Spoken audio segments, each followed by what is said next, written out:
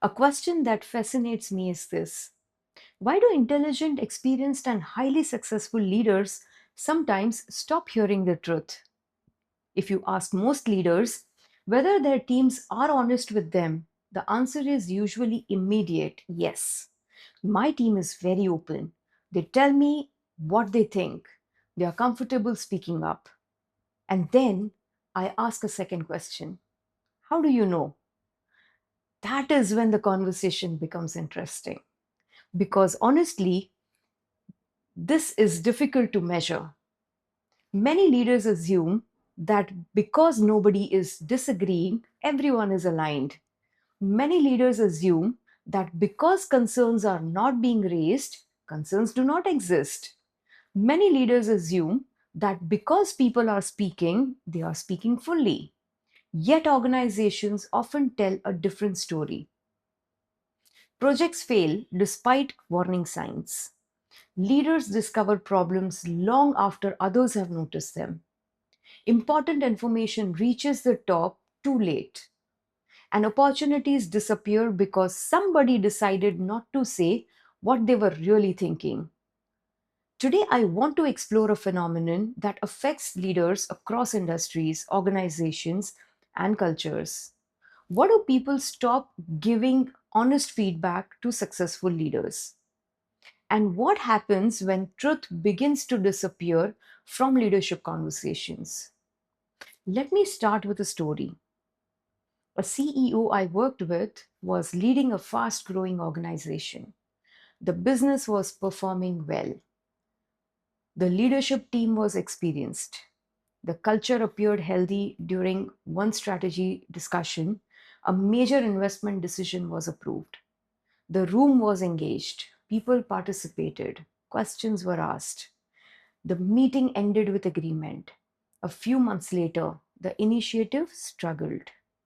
Several assumptions turned out to be incorrect. The risks were larger than anticipated. The leadership team gathered again to review what had happened. And during that conversation, something unexpected emerged. Several people admitted they had concerns from the beginning. They had noticed weakness in the plan. They had questions about execution. They had reservations about timing.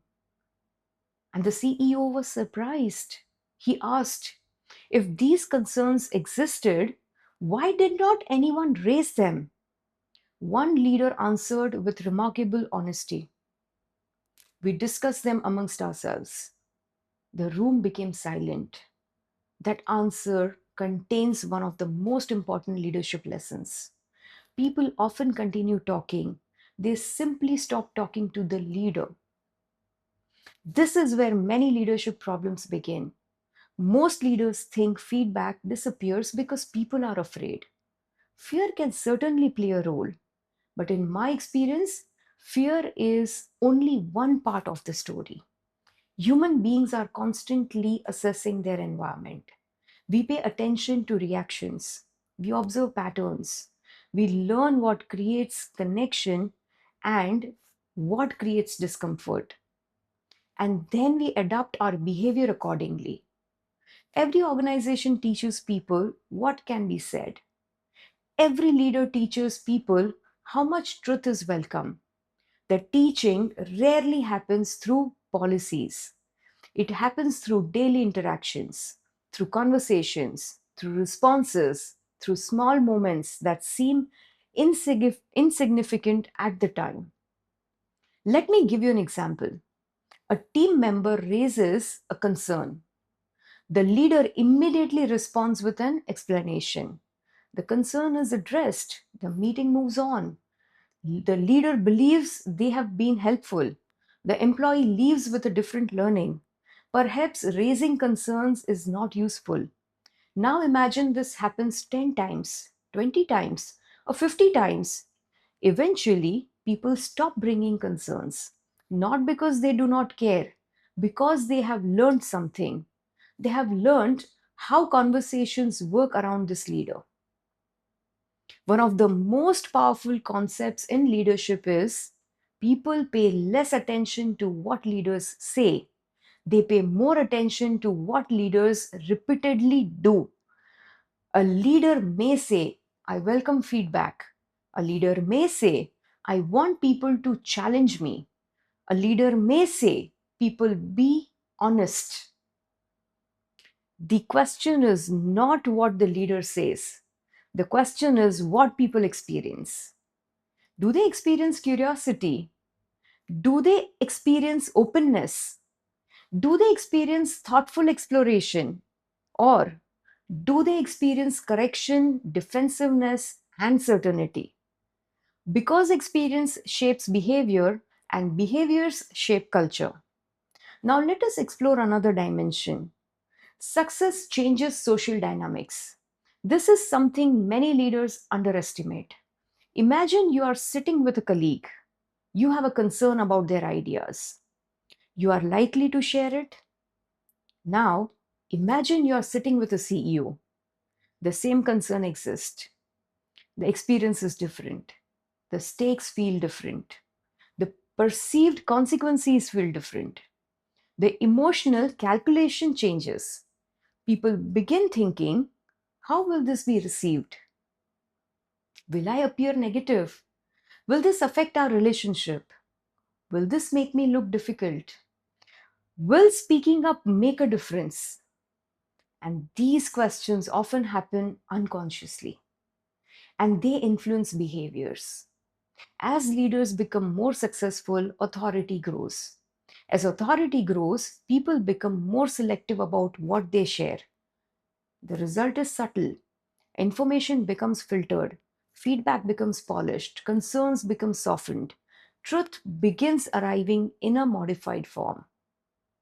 One of the executives I coached shared an observation that stayed with me.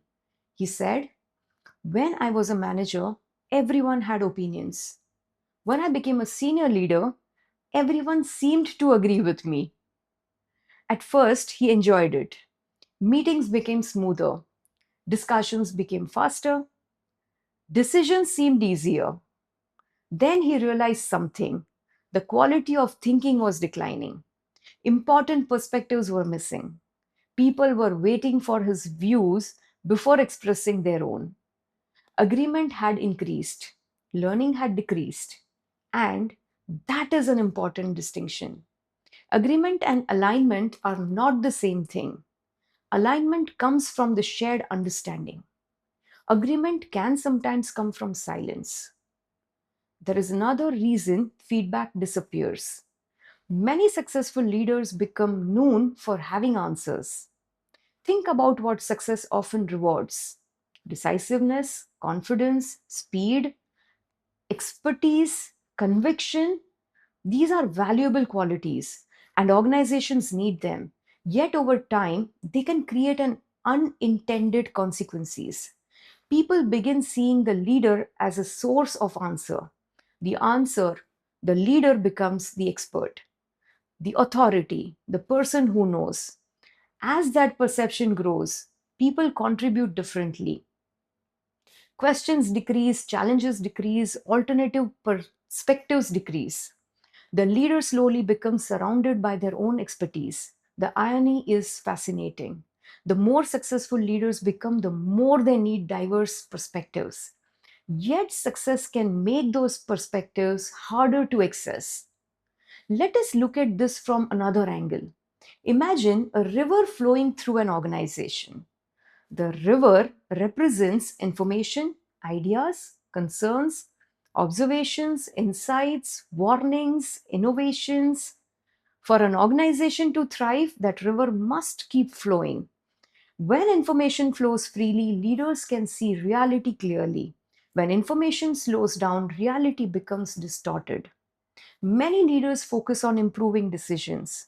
I believe an equally important question is, what is happening to the flow of information around me?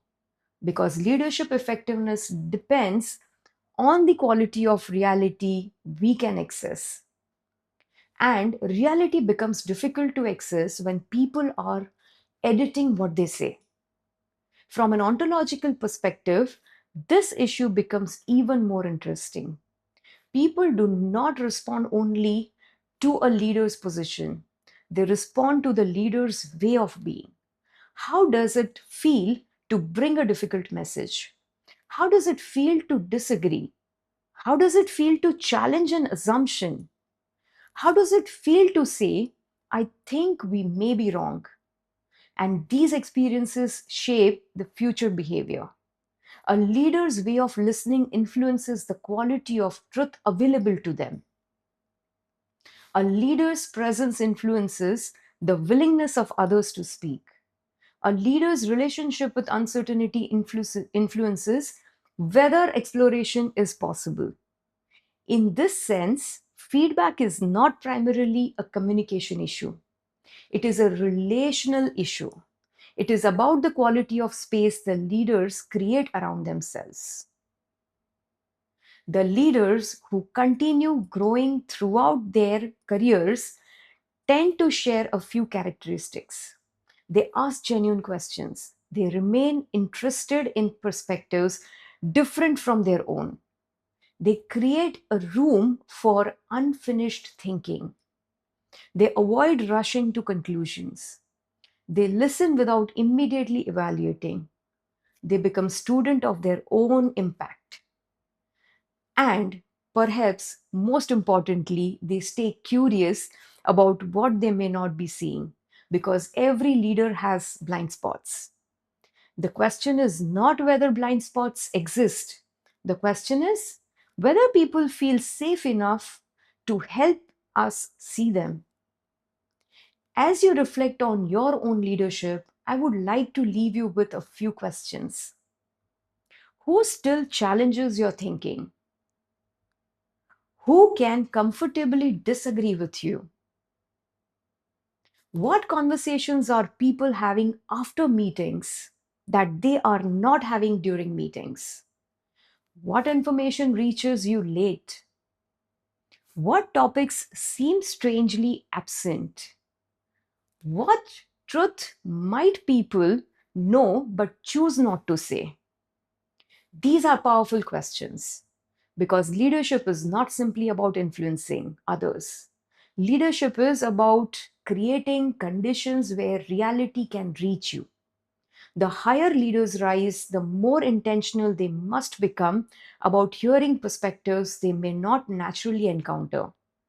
Truth does not disappear all at once. It leaves one conversation at a time, one withheld concern at a time, one unanswered, one asked question at a time. And great leaders understand that their success is not measured by how many people agree with them. It is measured by how much truth can still find the way to them. Thank you for watching this video. I am Dr. Vandana Shah, and my firm Arya works with CEOs, CXOs, and senior leaders planning to strengthen leadership effectiveness in their professional life and develop greater clarity, influence, and self awareness so that they can create meaningful impact for themselves, their teams, and their organizations. Book a 30-minute chemistry call with me. The link is in the description below. Thank you, and I'll see you in the next video.